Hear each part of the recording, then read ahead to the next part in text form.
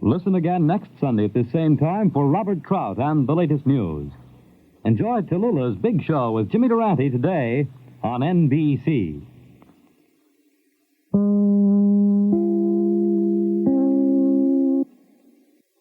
The National Broadcasting Company presents Counterspy.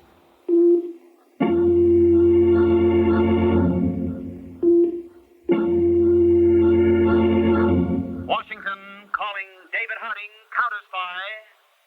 Washington calling David Harding, Counterspy. Harding, Counterspy, calling Washington.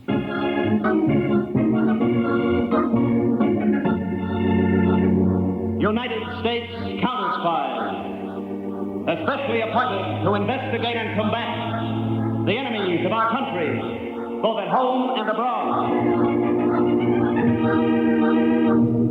Tonight's Counterspy report to the American people is brought to you in cooperation with the New York State Civil Defense Commission.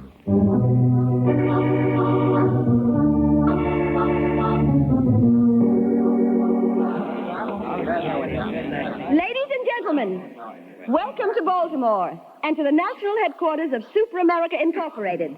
And here is the chairman of Super America Incorporated, Henry Harrison Hector. I have called this emergency meeting of you, our key Super America leaders from all over the country, to discuss the new crisis confronting our nation. The possibility of attack from the air by conventional means and, we fear, atomic bombs. All over the country, citizens are rallying to their local civil defense organizations. But as in every crisis, everything cannot be left to government officials. It is up to us, Super Americans, to provide leadership. Wherever patriotic work is to be done, there you must see a Super American. Should disaster strike from the skies, it will be our Super American task to form the very backbone of civil defense. I see that you all understand. Presently, my secretary, Della Crane, will hand you your individual assignment sheets. We must make the civil defense of the United States our great objective. Thank you for your attention. Very good speech, Mr. Hector. I'll be sorry to lose you, Della. Are you sure you and Steve will be happy in Finnsburg? No, but I'll do my best. Steve's already been out there, found an apartment and a job. The bonds between Super Americans are very strong. Better excuse me, Mr. Hector. I've got to give out the assignment sheet. By all means, Della. Give us just a few weeks, and I think we Super Americans will turn civil defense into civil collapse.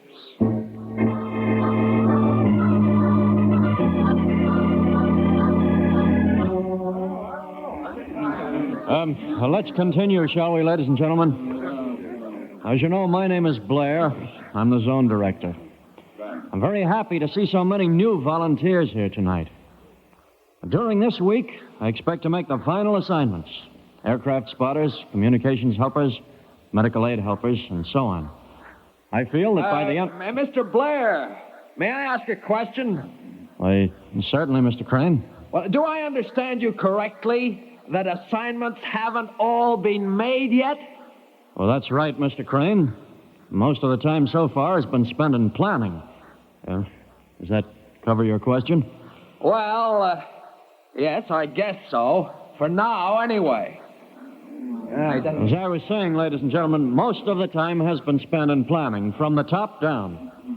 We get our overall plans from the National Civil Defense Headquarters in Washington, then through our state director, down through our city director here in Finnsburg. Now, since this particular zone covers the most important industrial section of the city, this building is the main control center for the entire city. Now, are there any radio hams among you? Amateur radio operators? Yeah, well, I know. 2, 3, 4. 4, that's fine, fine. After the meeting, will you please report to Mr. Avery? That's Mr. Avery over by the window. You'll become the nucleus of a special squad to go right to the scenes of any disasters and report back by radio. Now, the next Yes, Mr. Crane? Say, Mr. Blair, I'm new here, and maybe I oughtn't to open my yap, but... say, would you mind if I come right up front there so everybody can hear me? No, not at all. Come right ahead. Okay. I just take this whole thing so darn serious. Well, folks, my name's Steve Crane, and I just hit this fine city of yours today, and boy, from what I've seen so far, I'm going to be mighty happy about it. Yes, sir. Well, I've been sitting and listening to the interesting things Mr. Blair's been outlining, and I'm here to say that everything sounds great. The only trouble is, and I don't know just what we can do about it, the trouble is not much is definite. So much is still in the planning stage, you know what I mean? Well, Mr. Crane, I might explain to you... I know you can't just do things without planning. We're all intelligent enough to know that, but here's what bothers me. Suppose somebody drops a bomb on us tomorrow. Where are we? Hiding our heads under a plan? No, I hate to criticize, and I don't want any of you to think that that's what I'm doing, but holy smoke, what's been going on here since the trouble started in Korea way back in June? Mr. Crane, I think you ought to realize... I know these things take time, but we've got to work faster or nothing's any good. Being almost ready is like not being ready at all. Holy smoke, we'd all be better off getting out of the city. Now, what do you say we all... Mr. Crane, please. I understand that to a newcomer like yourself, it may seem we've done very little. But I don't want anybody here to forget the enormous amount of work that's been done.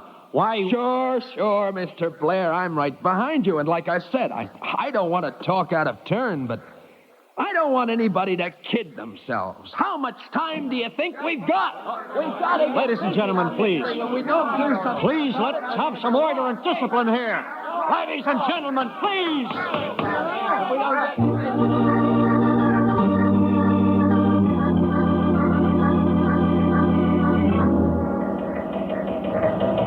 To Counterspy headquarters from District 3, City 9. Local civil defense moving very slowly here lately. State director believes people generally unaware of real danger. This field office lending personnel to step up recruiting.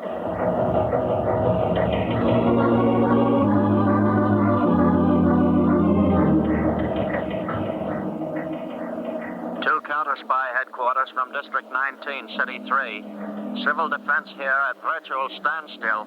Volunteers not carrying out assigned duties.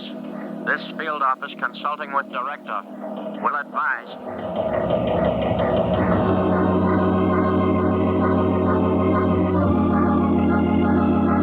And we've been getting them like that from various spots all over the country, Mr. Harding. Strange.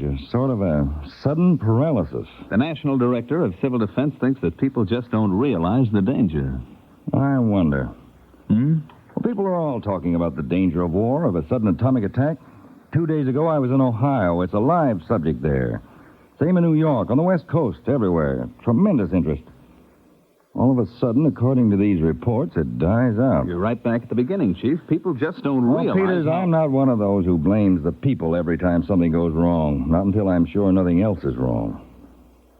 Peters, how many of our agents are now unassigned in the first classification? Oh, maybe 10 or a dozen. Well, good. Get those men together tonight here in my office. You be here, too. I see you've got a scheme. Yes, that's right. Now, from all these reports, we're going to pick out the localities having the most trouble. Then you fellows are going into those cities undercover to join the civil defense groups as ordinary citizens to find out, if you can, what's wrong.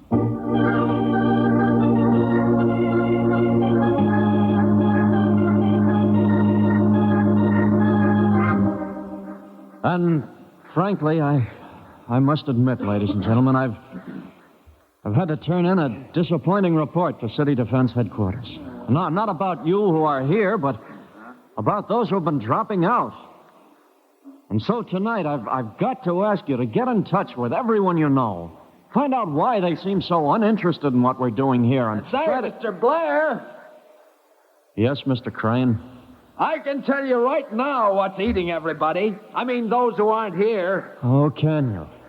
I've talked to lots of people trying to get them in here to work, and they all say, what's the use? Nothing's ready. We're not getting the help we need from Washington. And I tell them, well, it's up to us, too. Excuse me, please. Yes? If you'll allow me to interrupt the other speaker. Well, yes, go ahead. Well, I agree with what he says. People just don't have any faith in the civil defense outfits. And my name is Peterson. I've just come to Finnsburg. I'm a reporter on the Finnsburg Press. And let me tell you, we're helpless. And I just don't see any point in continuing... Excuse me, Mr. Peterson, but I don't see any point in discouraging ourselves. And that's what we're doing, some of us. Oh, it's intended to help, I know. Well, if you're just trying to protect a bunch of Washington incompetents, Mr. Blair, I don't see why the... I'm protecting no one, Mr. Peterson. We're all trying to protect ourselves.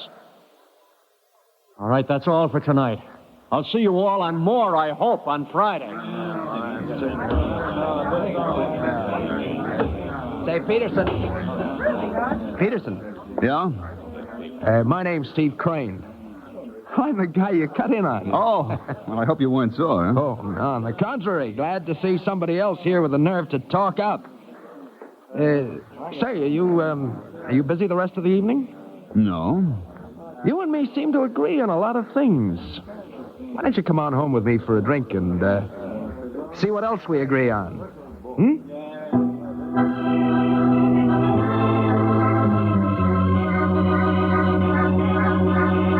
Oh, don't go yet, Mr. Peterson. Can't I give you another drink? No, thanks, Mrs. Crane. It's really time I went home. Oh, I'm glad you came home with me, Peterson. Glad to know you and me see eye to eye on a lot of this civil defense stuff. You bet, Crane. Well, thanks for a very pleasant evening, Mrs. Crane. Maybe you'll come again. Give us a ring anytime. I'll certainly bear that in mind. This way, Yeah, I'll just do it. Good night. Good night. Well, what do you make of him, Della? Seems to have his heart in the right place. Last 2 or 3 meetings, he's been backing me up, and good, too. Great little discourager. And all the time, he sounds like the doggonedest eager beaver you ever heard. Maybe he'd make a super American. That's what I thought. It's time I tipped Mr. Hector anyway. He ought to be coming here to Finnsburg for a general look-see, and that's when he can meet Peterson.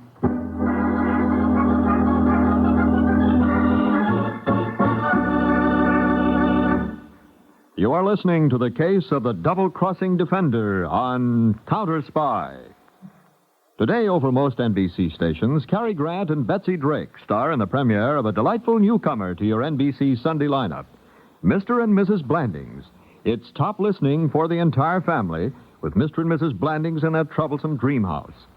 Sunday also means another broadcast of The Big Show. And today, your hostess Tallulah presents Fred Allen, Judy Holliday, Vaughn Monroe, and many, many more. Now, back to Counterspy.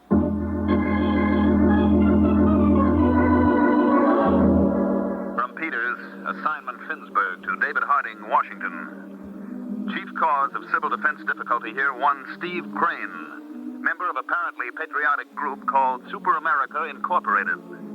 Mrs. Crane says Chief Super American Henry Harrison Hector of Baltimore arriving here soon. Advise.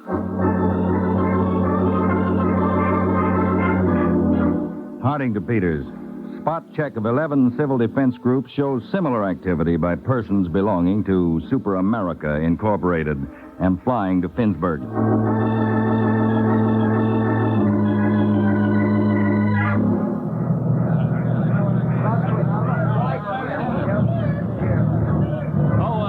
Excuse me, sir. Mr. David Harding? Yeah? I'm from the Finnsburg Press, Mr. Harding. I've been assigned to interview you about your trip here. Oh, well, I don't see any other reporters, Mr. Peterson, Mr. Harding. I guess I'm the first man here. I had an inside tip that you might be on this plane. I wonder if we could just step away from the crowd here. Of course. Tell me, how long do you expect to stay in our city, Mr. Harding? Long enough to survey the civil defense organizations here. Chief, this fellow Henry Harrison Hector is arriving in Finnsburg in a couple of days. Anything about Super America Incorporated? Well, it describes itself as a super patriotic organization, but its literature follows the Communist Party line like one snake after another. Mm-hmm. Well, how's that tie in with what you know of Crane and his wife? There are a couple of smarties, Dave. Crane gets in his dirty work by seeming to be a real eager beaver. His wife has joined up, too. She does the same. But actually, they discourage people. That seems to be the idea. Probably following a national pattern. Well, here come reporters from the other papers. Well, thank you very much, Mr. Harding, and lots of luck to you in your stay here. I'll be at the Riverside Hotel, Peter. Right. Okay, Peterson. Tell your paper to get behind this campaign to step up civil defense. So long.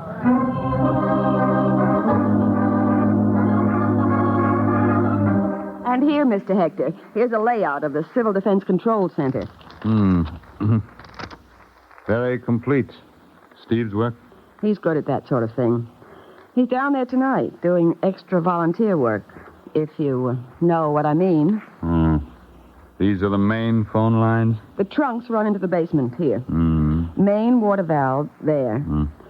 Main power line here, and main switch next to it. Radio room? Second floor. Good setup, Steve says. Modern equipment. Big control board to keep in touch with radio hams in the city in case of attack. Medical department?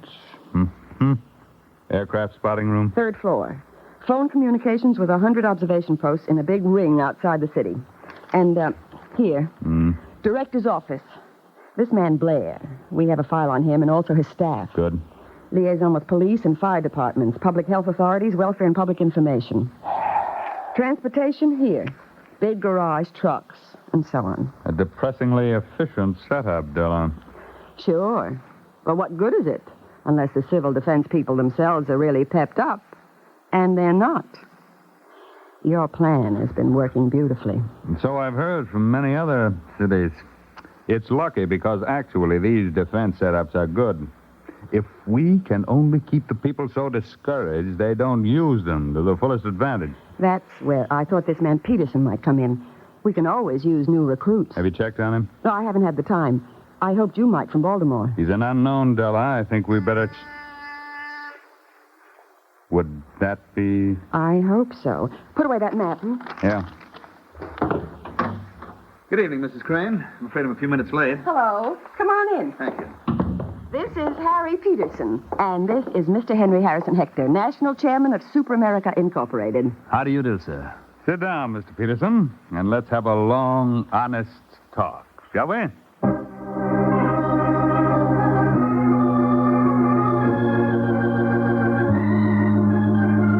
Mr. Harding, Peterson of the Finnsburg Press. Oh, hello, Peterson. Tonight I met the man, HHH. Yes? The scheme is to destroy civil defense morale. I gave him a lot of personal detail based on New York City. The same we've used before in similar cases. Yes, I understand. I'll wire New York to back you up. If HHH is on the level, he'll drop you because of your supposed record as a subversive. But if he's not on the level... We'll see. I'll check you tomorrow. Good night.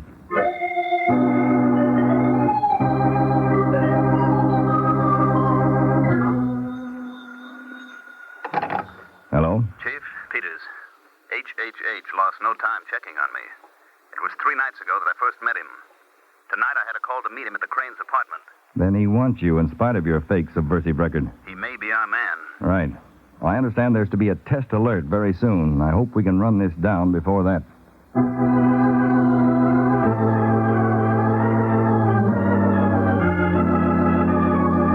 Steve, as I understand your duties at the control center, you are a guard at the main entrance. That's right, Mr. Hector. And Della? Volunteer assistant at the medical center. And our friend Peterson? Information Center, assistant to the director. I've been thinking, and as super Americans, we must always think ahead of everyone else. An ordinary test alert is no test at all because everyone knows it's fake.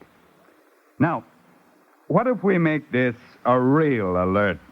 By spreading the alarm during the test that it's the real thing. That's taking a chance, Mr. Hector. At an appropriate moment, suddenly give a false report. Start shouting, it's the real thing, a real attack.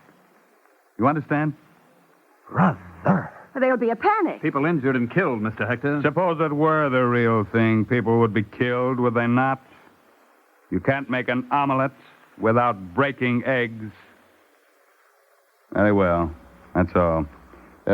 Peterson, you leave first. Okay. Good night, all. See you at the test, whenever it is. I gather you got an okay report on Peterson, Mr. Hector? Yes, from New York. He's going to be a valuable man. I'll get it, Della. No, never mind, Steve. Hello? Oh, yes, Mr. Hector is right. Oh. Are you sure? Yes, I'll tell him. Thanks. Goodbye. Huh? That call was from New York, Mr. Hector. They checked further on Peterson. He's not all he said he was. What? He may be some kind of undercover agent. Oh, what a dumb mistake for us to make. No regrets now. Steve. Yeah? During the test alert, see to it that Peterson is one of the people killed in the panic. That ought to be easy. And when I... Hey, what's the... The lights are blinking. Steve, that's the first signal for the alert. We've got 15 minutes to get to our post. Then get going. And remember your orders.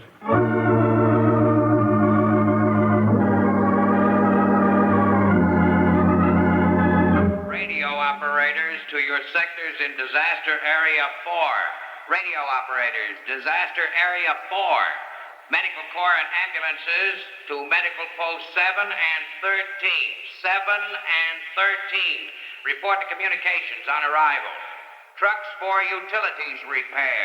Trucks for utilities repair to the boundaries of Disaster Area 4. Turn off gas and power lines to prevent explosions. Reopen blocked sewers. Guides for injured and homeless. Stay in your vehicles till you reach rallying points. Guide injured and homeless to shelters 9, 11, and 17. 9, 11, and 17. Everything going all right, Blair? So far, yes, Mr. Harding, but... Oh, here's one of the men I was telling you about. The one that's always spreading discouragement. Oh? His name's Peterson. Hello, Mr. Blair. Oh, Mr. Harding, can I speak to you, sir? Yes? I just came from meeting Hector, Chief. They're going to start a panic. That it's a real attack.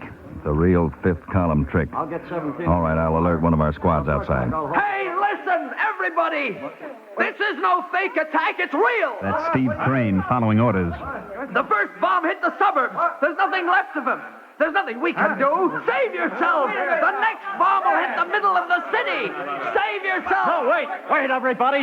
Stand by your posts. No matter what happens, stand by your posts. Don't listen to that fool. Save yourselves. Chief, that's Hector himself among the crowd. Work your way near him, Peter. Men, women, listen to this.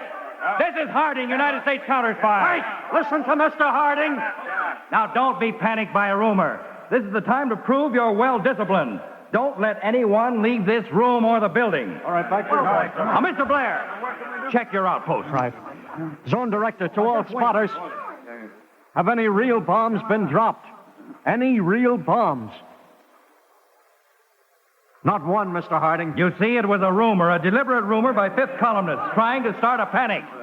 Crane was caught at the door, Mr. Harding, and here's the boss of the bunch, Henry Harrison Hector. Well, the chief super-American himself. Mr. Harding, you misunderstand our purpose. We wanted to make this a real test. Well, that's too bad for you, Hector. One of your newest recruits is going to be the star witness against you and your organization. Take him away, Peter. Come on, Hector. Mr. Harding, I'm very grateful for your help. But are we past the danger?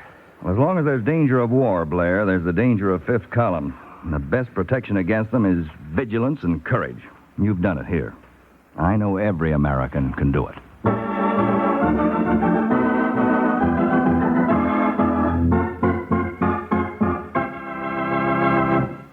Tonight's Counterspy program originated in New York, was directed by Marks B. Loeb, dramatized by Paul R. Milton, and featured Don McLaughlin and Mandel Kramer. Lionel Rico speaking. Counterspy is a Phillips H. Lord production.